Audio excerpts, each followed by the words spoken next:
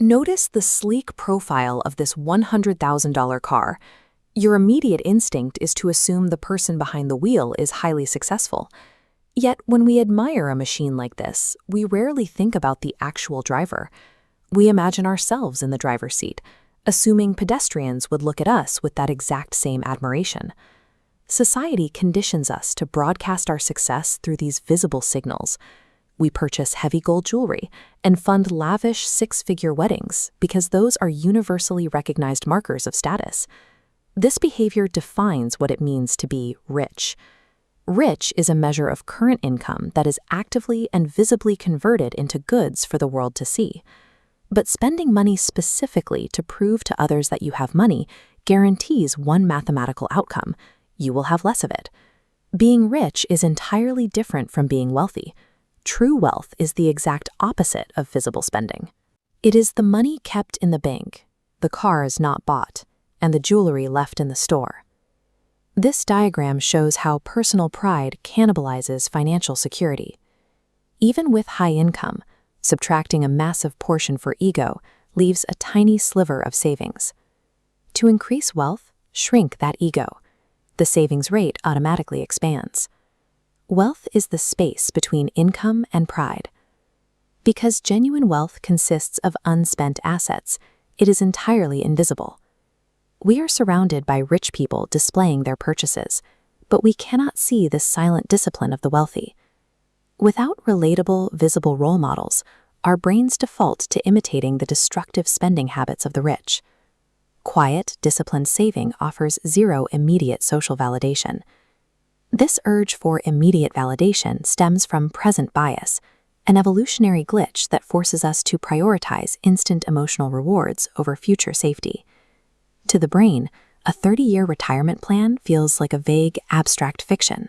A new smartphone, however, feels like a tangible, urgent reality. This graph demonstrates hyperbolic discounting. Notice how the perceived psychological value of a massive financial reward plummets the further out it is placed on a timeline. But when an immediate temptation appears, its value spikes unnaturally high, completely eclipsing the delayed benefits of long-term planning. Modern marketing exploits this exact biological blind spot, constantly pushing us toward the immediate dopamine hit of a purchase rather than the distant security of saving. A failure to save is rarely a failure of intelligence or a lack of understanding math. It is a failure to override our own evolutionary programming. The skills required to accumulate money directly contradict the skills required to keep it. Getting wealthy demands extreme optimism and risk-taking. Staying wealthy demands intense paranoia and frugality. Warren Buffett's defining genius is not his raw intellect or complex stock analysis. It is his unbroken financial survival over 70 years. Compare his longevity to Rick Guerin, a brilliant peer who invested alongside him. Guerin was impatient and in a rush to achieve high status, leading him to utilize extreme leverage to amplify his returns. When the market collapsed in the 1970s, that leverage triggered margin calls. The economic environment brutally wiped out impatient investors who had borrowed heavily. Surviving these environments requires a margin of safety. This means structuring your financial plan with the explicit assumption that the world will occasionally fall apart. You cannot benefit from decades of steady growth if a single downturn knocks you out of the market entirely.